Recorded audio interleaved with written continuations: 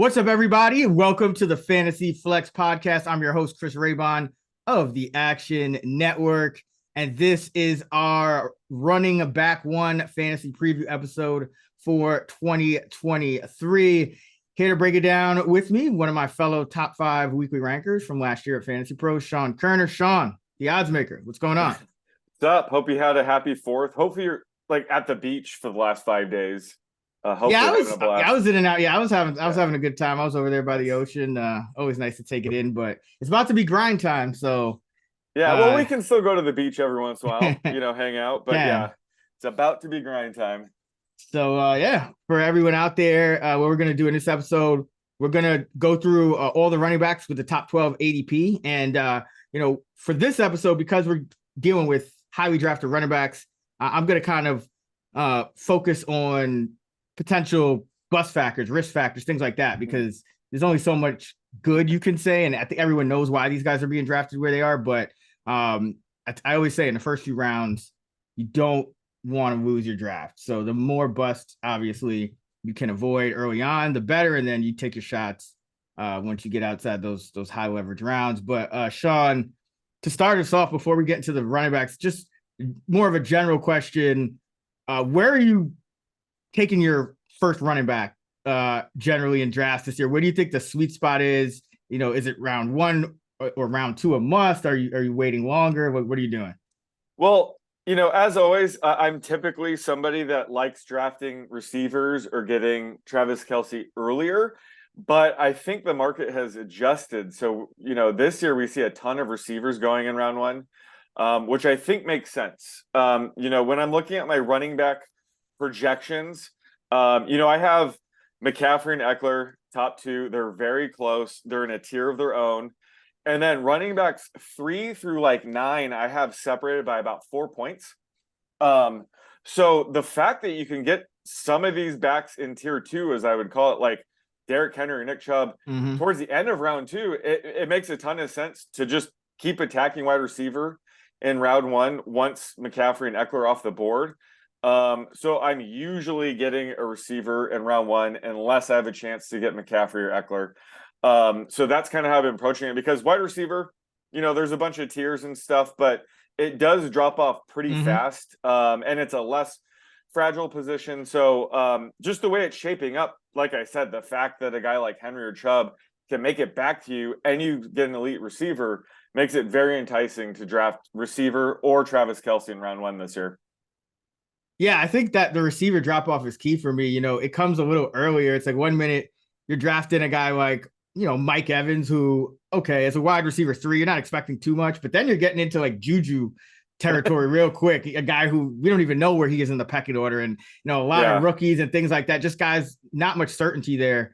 So I think the running back 1 tier, you mentioned it, that second tier of guys after McCaffrey and Ekeler, who we'll talk about in a minute. Barkley, Henry, Nick Chubb. I've been able to get those guys late round 2 as well, sometimes even into round 3. So I think that to me is the sweet spot, because when you compare like guys like McCaffrey and Ekeler to the top receivers, you always have to factor in that running backs are going to miss on average 1 to 2 more games than a wide receiver. So that it's not like these guys, McCaffrey and Ekeler, are bona fide like 25 touch guys. Like they're carrying 12 to 14 times and getting a ton of receiving work, but there is some variance with that. So I do think that the sweet spot is that Saquon Barkley, Derrick Henry, Nick Chubb range, which is usually the 5 through 7 range in ADP. But let's go through these guys. The ADPs: McCaffrey's RB1, Ekeler 2, Robinson 3, Taylor 4, Barkley 5, Derrick Henry the king is 6. Chubb, Jacobs, Pollard, Harris, Rhamondre Stevenson, and Breece Hall round out the top 12. So McCaffrey, overall RB1. You said you have him as the RB1 as well. I guess my question for you, 2 questions. Like, you only average about 14 carries a game with San Francisco. And, is that enough to be the overall RB1 in, with the Shanahan backfield and the fact that there's always some uncertainty? And number 2, age 27 is usually when a running back has peaked and starts to go the other way. Any concern there with the age? Yeah, the age is a concern, and maybe not seeing a ton of 20 plus carries is a concern, but the same goes for Austin Ekeler, Yeah. who's a year older. But they're kind of the same player where, yeah, they might not see they might not see any games with 20 plus carries this year, but they're getting all the more valuable touches. They're going to be the goal line back. They're getting the receiving work. So they're very similar in that regard. So we're just comparing apples to apples here. So I'm giving the edge to McCaffrey because, again, he's 1 year younger. We have one of the best running backs in the game now and one of the best schemes for running backs in the 49ers. He was the RB1 last year from week 8 on once he became a full-time starter for the Niners. So plus, having a full off season to become even more entrenched in this offense can't hurt. But like I said, I have these running backs very close, just a couple points apart. I don't think many people have Ekeler being almost like a coin flip for the RB1, but I do. And I think it's going to come down to Brock Purdy, honestly. If Brock Purdy is healthy and starting week 1, I like McCaffrey as my RB1. But if there starts to be, some rumors or news that Purdy might not be ready week 1, might not be ready by week 3, and we're having Trey Lance or Sam Darnold, starting week 1, that might make it even, or even have Ekeler leapfrog him in my rankings. That's how close it is. So I think this QB situation in San Francisco could dictate his final ranking, but as of now, he's my RB1. And, going right into Ekeler, because I think these two guys are interesting to compare. Mm-hmm. I think the question for me is how much touchdown regression can he handle? Because he's scored, what is it, 37, I believe. Let me double check this. He has scored 38 touchdowns over his last 33 games in the past 2 seasons. Now, we've talked about this offense under Kellen Moore. It was the fastest in the league, essentially, with the Cowboys. The Chargers are already fast, but the pace could go up. But Eckler's never averaged more than 12.9 carries per game in a year. So, is there even going to be touchdown regression? I mean, there always is. Yeah. Or at least we should expect it. But how much can he handle? And he's 28. How much did you factor in that in with Ekeler? Yeah, I mean, obviously, can't project his median for 18 total touchdowns this year. But I have 13, which is really good. He's getting the goal line work. That's the most important thing. He saw 6 touchdowns on 11 rush attempts inside the 5. So I have about a touchdown and a half of regression potentially coming there. Again, he has such a high floor ceiling combo with just the receiving work he gets, the goal line usage. So even with touchdown regression, I still have him getting 13 total. The only concern I could say for Ekeler is the fact that, he's coming off career highs and targets with 127 and receptions 107. And if you just remember making projections for him last year, normally Keenan Allen and or Mike Williams was out. So he was always getting a spike in targets as a result. Both receivers were only healthy for 4 games. So just considering we will likely see improved health from both of them, they also added a first round talent in Quentin Johnson. It's just going to be tougher for Ekeler to maintain that massive target share. Obviously, he's going to be one of the best pass catching backs in the league still, but last year was probably going to be, his career high. So that's the only concern I think in terms of regression is just in receptions overall.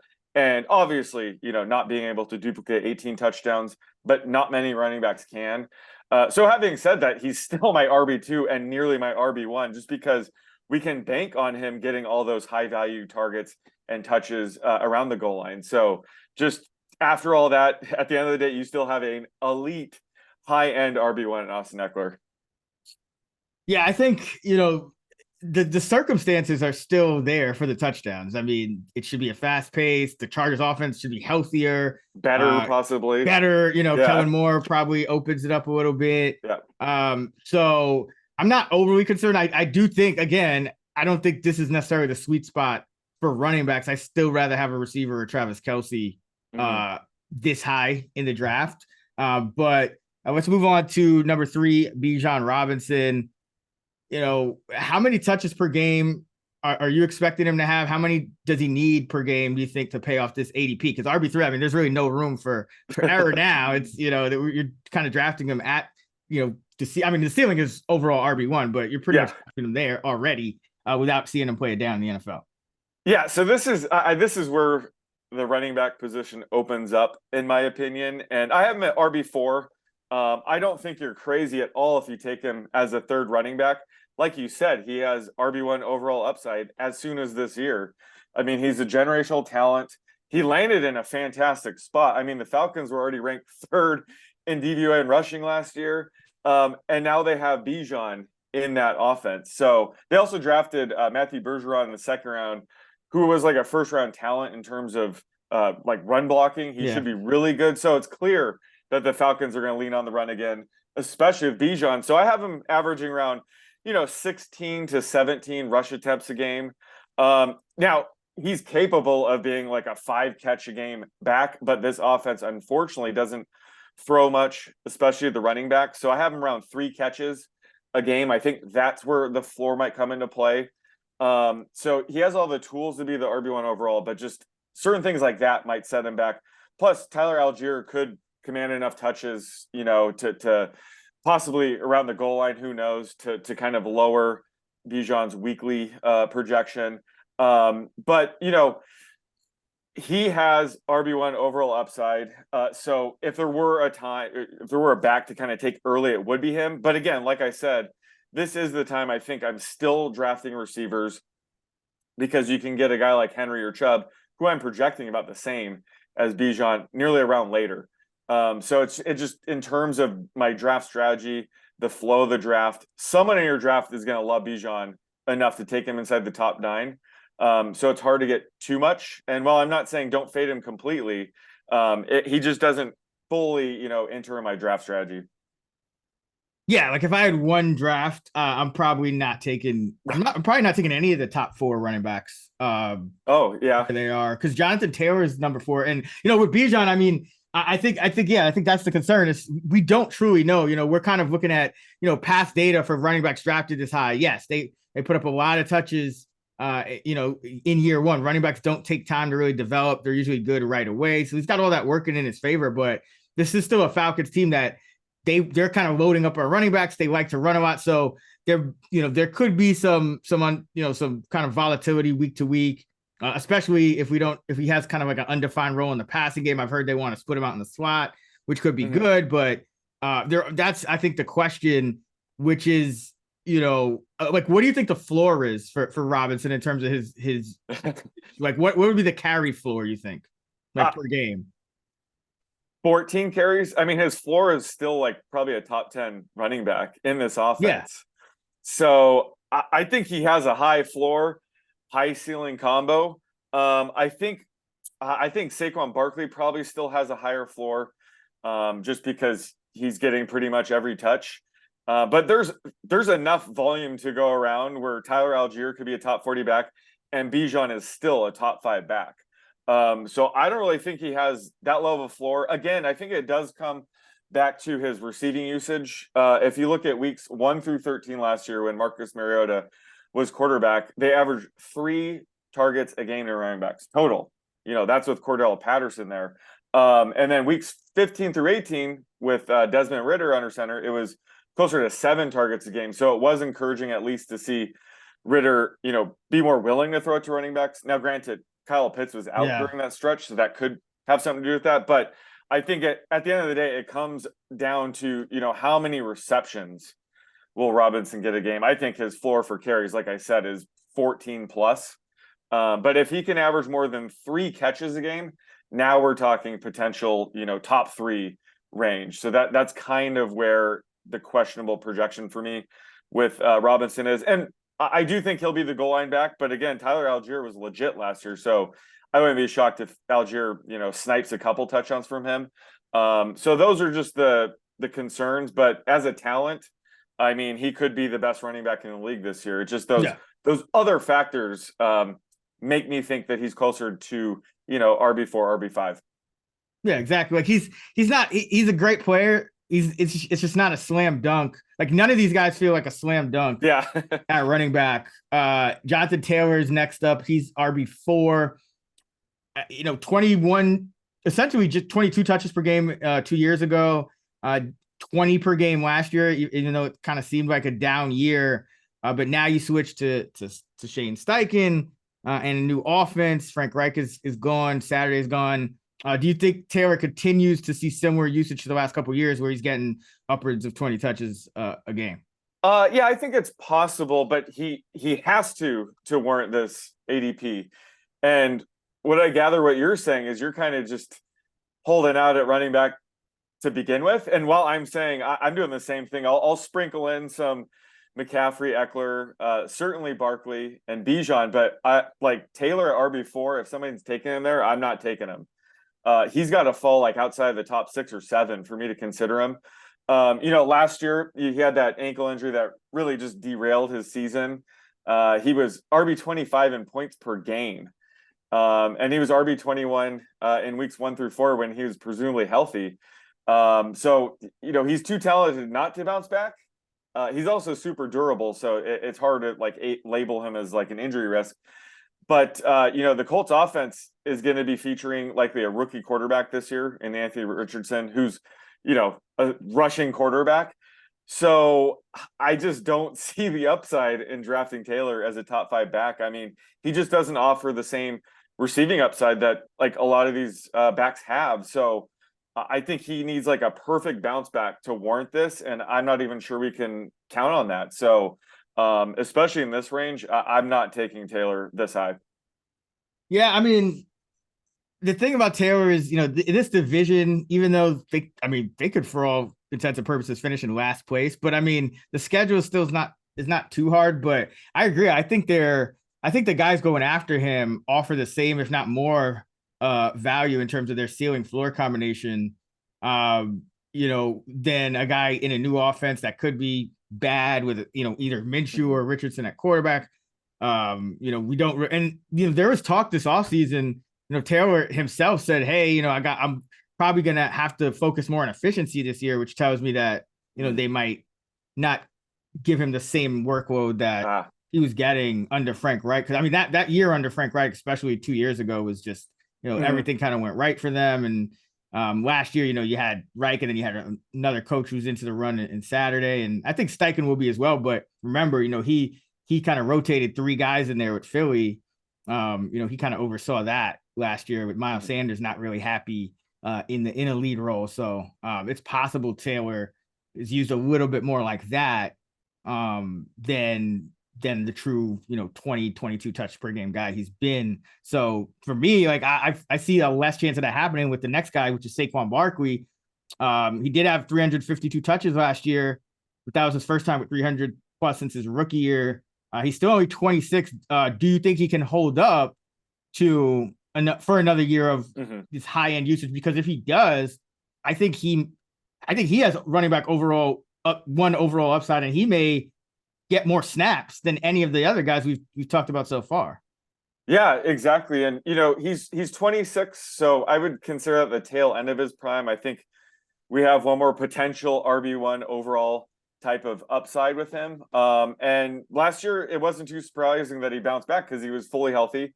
He's still one of the best running backs in the game when healthy. He's going to see a ton of usage on the ground and through the air, more so than McCaffrey and Ekeler, where if you just combine his rush attempts and receptions, like he could see the most volume out of these backs. So exactly. He's my RB3 right now. And again, it comes down to draft strategy.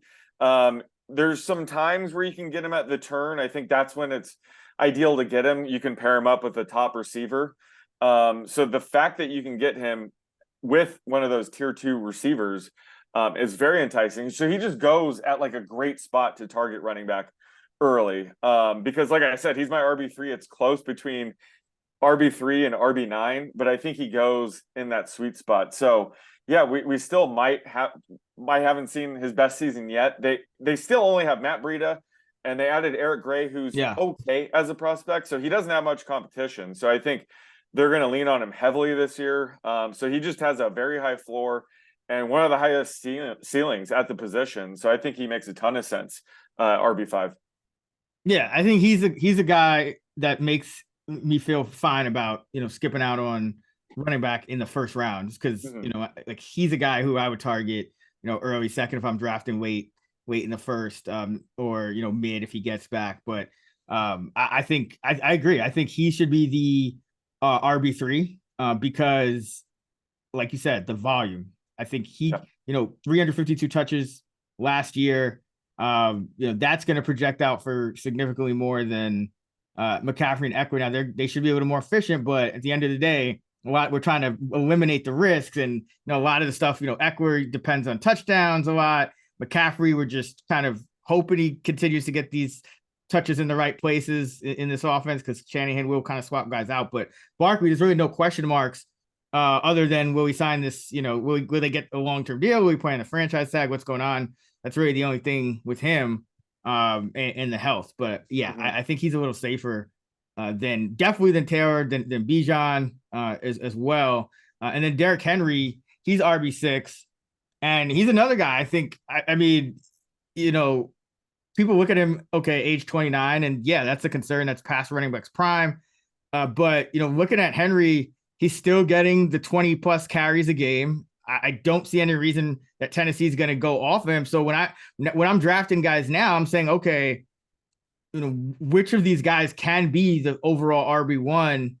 And, I think Barkley and then Henry have probably a better shot at being that overall RB1 than Taylor, Bijan do. And I don't think the risk is that different, because we know Henry's going to continue to get 20 plus carries as long as he can handle it. Now, can he handle it? Last year he did. He got the injury the year before. Last year he did. So how are you kind of looking at Henry and expecting him to hold up in his age 29 season? Yeah, so he's 29, and this is around the time I said we should see him start to really decline. But he's still going to see a ton of volume. He still has double-digit touchdown upside, and it was nice to see he saw an uptick in receiving usage last year, which is nice. But the Titans, they have arguably the worst offensive line heading in the season, which could be a concern. So Henry's going to have to really earn all his yards, and possibly have fewer positive game scripts than usual. The Titans have win total closer to 7. And I guess there's still a chance that he gets traded in season, right? Or by the end of the season. So if that were to happen, it would likely be to a better situation, kind of like Christian McCaffrey last year. Imagine, just I'm hypothesizing here, but if like Nick Chubb were to go down, the Browns could maybe, pry Henry away. And now Henry's playing as the workhorse back behind an elite offensive line. I think a potential trade only enhances his ceiling rather than hurts it. So again, I think it comes down to where he's going is like the sweet spot for running backs, in my opinion, because he's going mid to late round 2 in some drafts. So you're able to get Kelsey or a tier 2 receiver like Cooper Kupp, and then Hunter Henry or Derrick Henry in round. Yeah, could you imagine? And then Derrick Henry in round 2, like sign me up for that. However, there is a chance. There's some times where I do lean Nick Chubb. It's more of a 50-50 split of Nick Chubb and Derrick Henry in that range for me, because I do think Nick Chubb is one of those backs that does have RB1 overall upside as well. But at the end of the day, these two backs are going mid to late second round, which I think is criminal. I think that's when I like taking my first running back. Yeah, and looking at Henry, more in terms of the things he can control, his yards after contact last year was 3.6. For his career, it's 3.7. So he's still pretty efficient. His yards before contact has been low. You mentioned the O-line. It's been around 1 or below each of the last 2 years, which is bad. Usually around 1.3 on average. Yeah, not his fault. Not his fault. Yeah, but like at the end of the day, I don't know his offensive line can get much worse. So you still are projecting him for around still a little bit above the league average in terms, around 4.5 yards per carry. And we know he's capable of more, and nothing really has to change with the way he's being used. And he could finish as the number 1 running back. So I love him in this spot. He's just 4 straight years of 20 plus carries. It's going to end sometime, but we know all running backs are injury risk, and there's not many running backs that would get this kind of, not even if somebody got hurt would get this kind of usage that Derrick Henry gets. Yeah, I love Henry where he's going. I'll take him all day as my number 1 running back. Nick Chubb, RB7, you mentioned him, 17.8 carries per game last year, 1.6 catches per game. Does his role change at all? Kareem Hunt, as far as we know, not going to be back on this team, not signed to not under contract. So Chubb, could I guess increase on that. But what are you projecting? Yeah, I mean, he could be in line for his best season yet. Even at age 28, he's still elite. He's averaged over 5 yards per carry every year of his career. Gets to play behind one of the best offensive lines in football, still. And this offense could be much better this year if you think Deshaun Watson's gonna, bounce back to even close what we saw in Houston. So I think without Kareem Hunt, we could see a bigger workload, especially in the passing game. I think at the end of the day, they're always going to try to limit Chubb to a certain extent. I don't think they're going to let him run, 350 times, but he still has a ton of upside this year with no Kareem Hunt backing him up.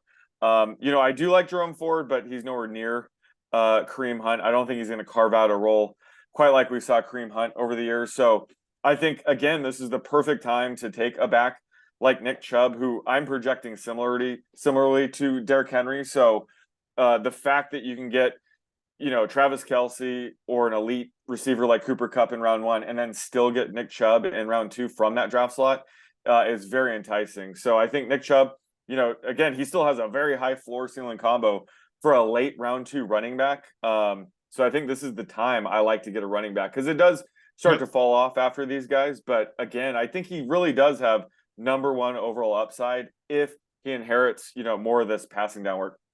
Yeah, because he's another guy. I mean, you look at the backfields and say, okay, who's a guy who could have like a Josh Jacobs here, where they used to take him out some passing downs, but they just don't as much. That could be Nick Chubb this year. I mean, Jerome Ford is, he's a nice little deep sleeper, but I don't think the Browns coaching staff is losing sleep at night figuring out how to get Ford more touches, anything like that. So, but I mean, Chubb is 28 as well, and he concerns about the age, because I feel like a lot of other guys, they're kind of getting discounted for their age a little bit. Chubb doesn't seem to be really at all, but he's 28 now, and he's got a pretty heavy workload. His 5 years in the league, 5 years in the league. Any thoughts on his age? Yeah, to a certain extent, with him, we're not banking on a ton of like 80-yard runs, things like that. I mean, with him, he's such a good pure runner, arguably the best pure runner in the game still at this age. Again, it comes down to offensive line. The scheme is really how, we get to where we're projecting him over 5 yards a carry. So I think he would, if there is any sort of decline, it could be offset with just this offense being better, setting him up for easier touchdowns. So he's not the kind of player that I think we're really banking on, him being super explosive because he's in his prime. I think he's just a quality running back that reads his blocks well, has a really good offensive line. So he's a guy I would expect, a slower decline. And, especially at 28, he's not going to fall off a cliff. Maybe 29, 30, that's when he'll start to fall off. But I think right now he still has that upside just based on the scheme, his offensive line, his running style, and just his sheer talent. So I think he can hold off that decline for another year or two at least. Yeah, and the offensive line is very good in Cleveland. I do expect this offense to be good with an offseason for Watson, and there's really not many weak links on this offense. All right, Josh Jacobs is the RB8.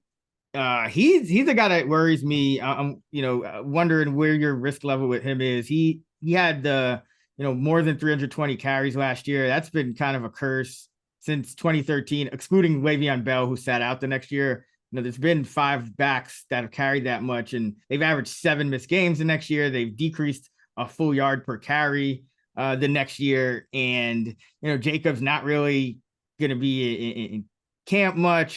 There's still the issue with his contract. Going to a new quarterback, just nothing's really worked in this McDaniel era outside of Jacobs last year. But I think that was a little bit of a perfect storm. So I'm a little worried about him heading into this year. I think the Raiders could be really bad. What about you? Yeah, no, I agree. And that's the best way to put it. It was just a perfect storm last year for him. And honestly, the time to get him was last year. He was a league winner, obviously, went around RB20. Now you kind of have to buy him near his ceiling. Mm-hmm. He's coming off a 375 touch season, so I'd be careful about that. Plus the potential holdout. Also, this Jimmy G situation could go south pretty quick. the Raiders season could get ugly real fast. So Yep. that's a potential floor for him. That's kind of out of his control. So there's a lot more pass for him hitting his floor than other running backs in this tier. That's why he's at the bottom of my tier 2 at running back. So I would actually take Tony Pollard over him.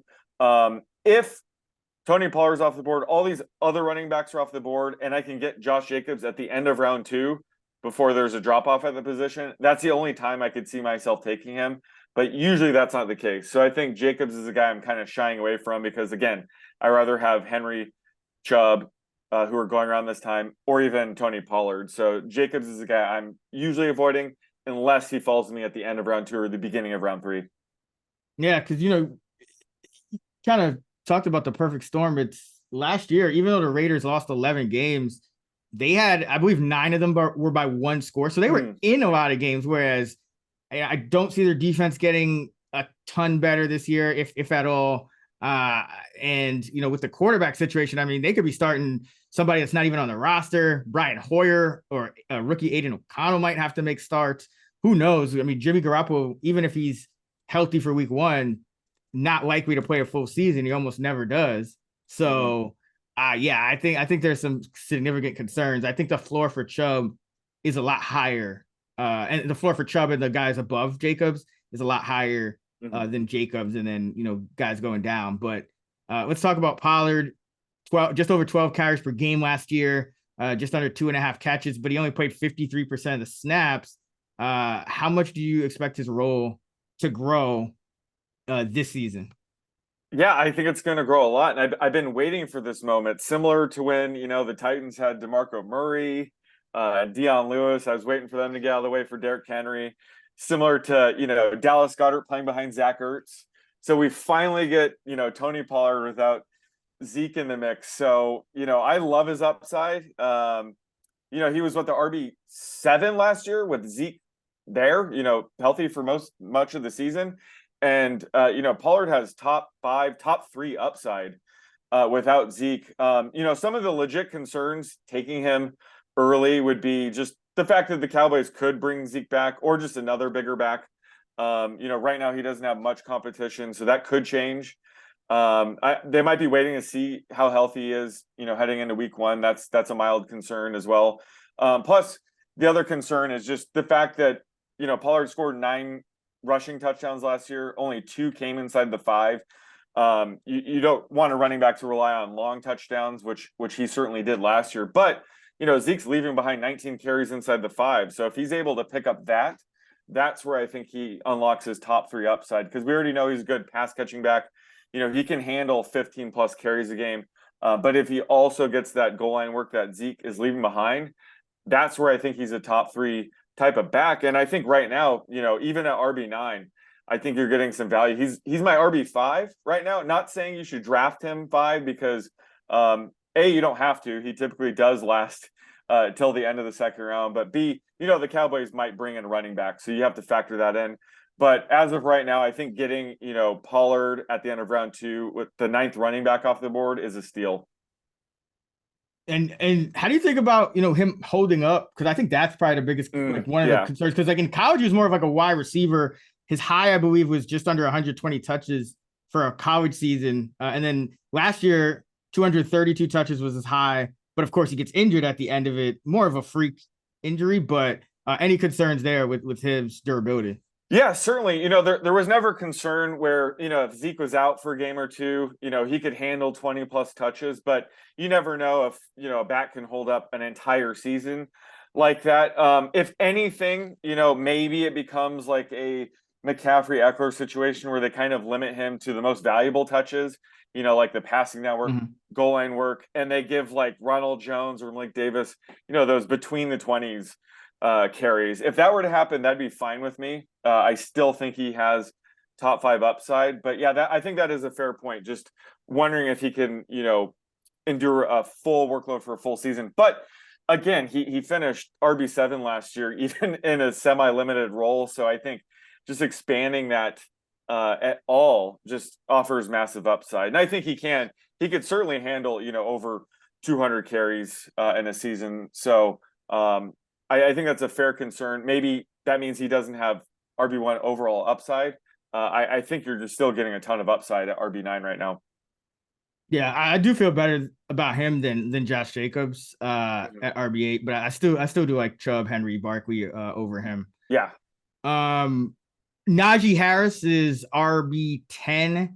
He averaged about 18 and a half touches per game last year, but the Steelers went super run heavy, and Galen Warren was cutting into Harris's, percentage based workload in terms of the snaps and the routes run in the passing game. So do you think Harris can maintain those 18 plus touches per game this year, or do you think that's going to trend down? I think he could, but again, just having that doubt kind of loses the appeal for him, because the appeal for Harris has always just been massive volume, and he's not going to have the most efficient metrics. You could just bank on volume.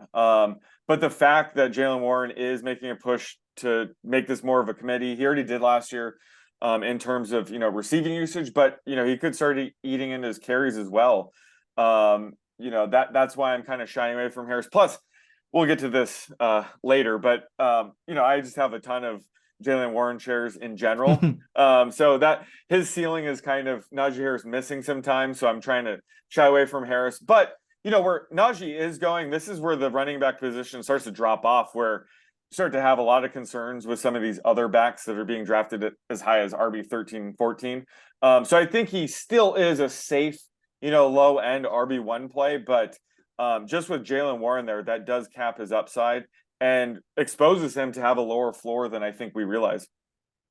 Yeah, I agree. I think a lot of it last year was, down the stretch, Pittsburgh they kind of recommitted to the run, and they were able to run the ball a lot, but, a lot of good game scripts, and that could continue this year, but, they're still projected to be last place in that division. It hasn't come quite as easy for them.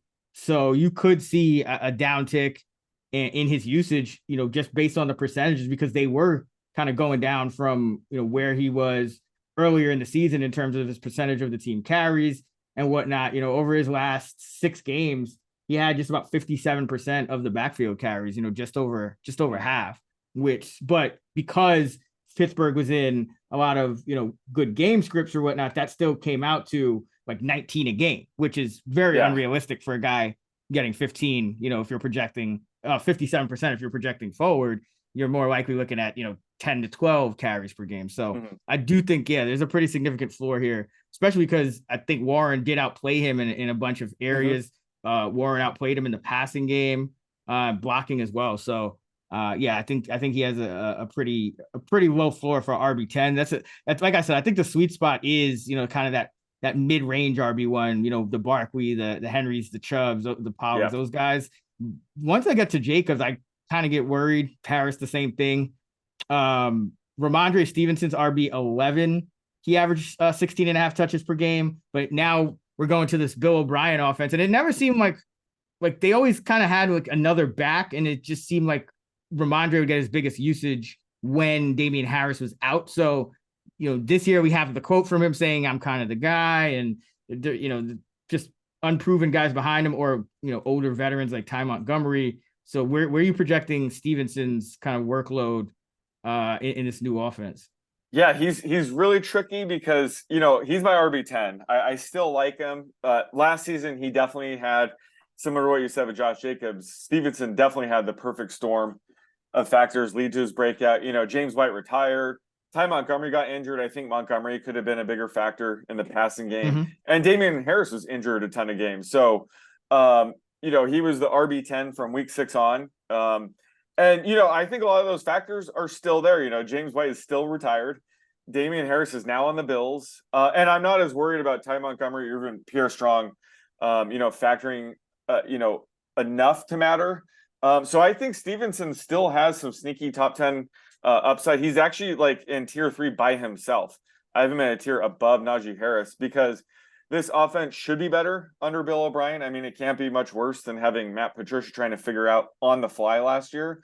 But Bill O'Brien, he's leaned on workhorse backs in his career with Aaron Foster, Lamar Miller, even Carlos Hyde. So I'm not as worried as like the Belichick always needs to have a committee thing.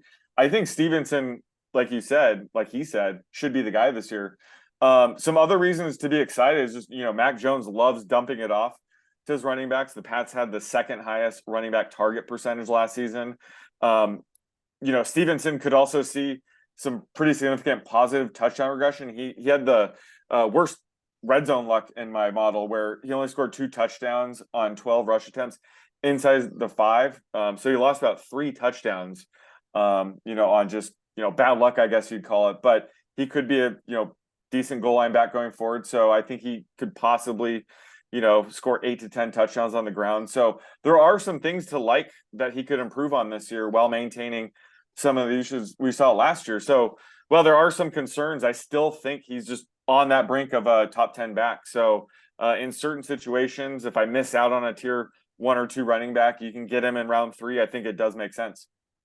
Yeah, because I look at him compared to a guy like Najee Harris, when I see Najee Harris getting his workload cut into, whereas Stevenson's another one of those guys that, he could have like that Josh Jacobs season where he just doesn't come off the field this year very much, because there's not much behind him. So, yeah, I think he has a better floor ceiling combo than a guy like Najee in this Patriots offense, which also should just be, I still think there's concerns on the O-line and whatnot, but should be better than last year under Matt Patricia and Joe Judge or whatever that was.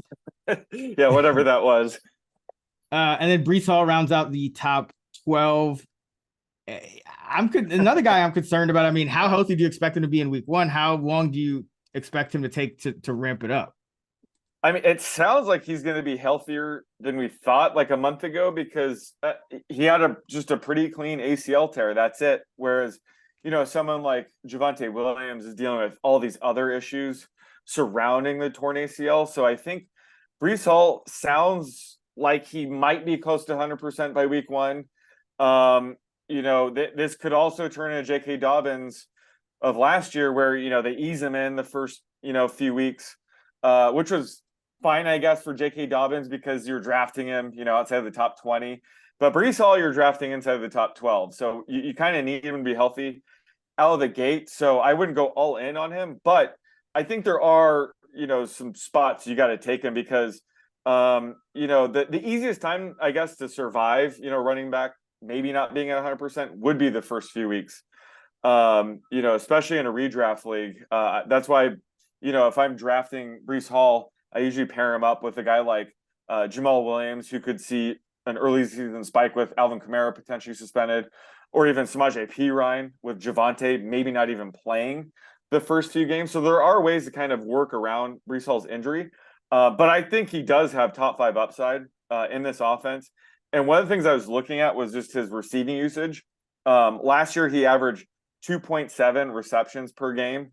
Only 76% of his targets were catchable, which is the 3rd lowest out of 70 backs last year. If you look, like 3 of the top 10 were all Jets players. Ty Johnson had the lowest. Michael Carter's 15 lowest. So it might have had something to do with their quarterback situation last year.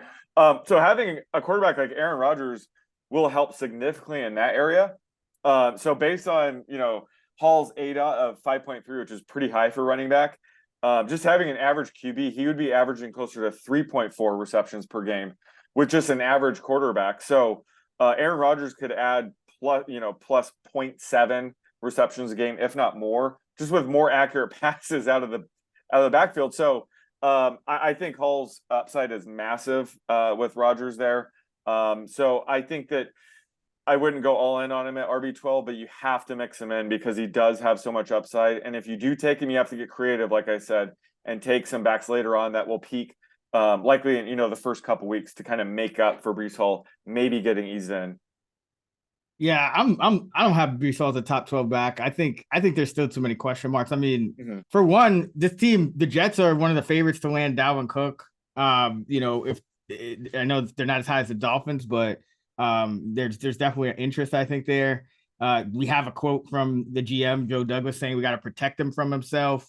So I just think I don't think he's gonna necessarily see the usage we want or the usage of a top 12 running back for the entire season. And 21% of his total yards did come on 2 touches last year. So who knows how the ACL, and it was in week 7, who knows how that kind of affects him this year. He is young and he is very talented, but I think there's a significant downside to taking him in the top 12 between, this could turn into a committee. They could, he's a injury risk. And the O-line was not very good last year. It was dead last in adjusted line yards. Now, I think they'll be healthier and better this year than that, but I still see a lot of downside risk. I think there's other young guys like who we'll talk about in the next pod, but like ETN and Walker, guys who have similar concerns or about the workload, but health isn't really mixed in with those concerns. So that's why I prefer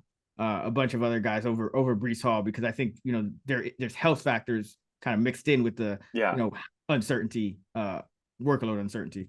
Yeah, I think that makes a ton of sense, just because he's going early enough where the floor does come into play. You don't want to take a guy RB12 and then, he doesn't play that much. So that makes sense. But if Dalvin Cook signs with the Dolphins and Breece Hall is still being drafted RB12, you'd be more interested in him?